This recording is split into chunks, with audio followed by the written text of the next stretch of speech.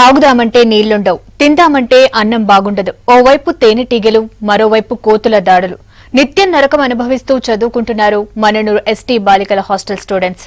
ఈ వసతి గృహానికి ఓ వార్డెన్ ఉన్నా ఎప్పుడూ కనిపించదు.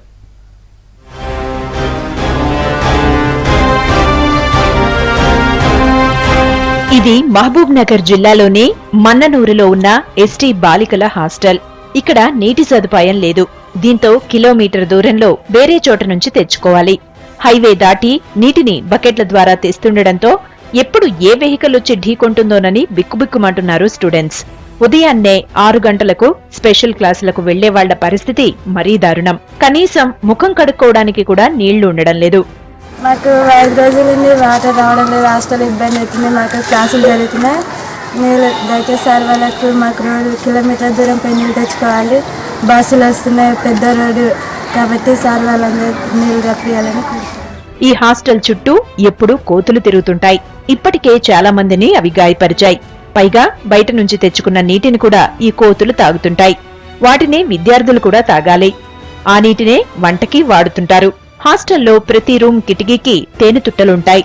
దీంతో రాత్రి లైట్లు వేయగానే అవి వచ్చి కుడుతున్నాయని స్టూడెంట్స్ వాపోతున్నారు. కోతులు అంటే చాలా ఇబ్బందికరంగా ఉంటుంది సార్. అసలు వాటర్ అవి తాగిన వాటర్ మేము తాగాలి సార్. ఒక్కొక్కసారి అయితే అన్నం కూడా తినేసిపోతుంది సార్. హాస్టల్లో ఉన్నప్పుడైతే బకెట్లో పెట్టుకొని ఈవినింగ్ కావాలంటే బకెట్లో పెట్టుకొని అక్కడికి వెళ్ళాలి సార్. ఇక ఫుడ్ మెనూ పరిస్థితి అయితే మరీ ఘోరం. నీళ్ల చారు, దొడ్డు బియ్యం అన్నం, సన్న బియ్యం, గుడ్డు పెడుతున్నట్లు ప్రభుత్వం చెబుతున్నా అవేవి మన్ననూరులోని ఈ ఎస్టీ బాలికల హాస్టల్లో కనిపించావు. మెనూ ప్రకారం ఎప్పుడూ అన్నం పెట్టడం లేదంటున్నారు స్టూడెంట్స్.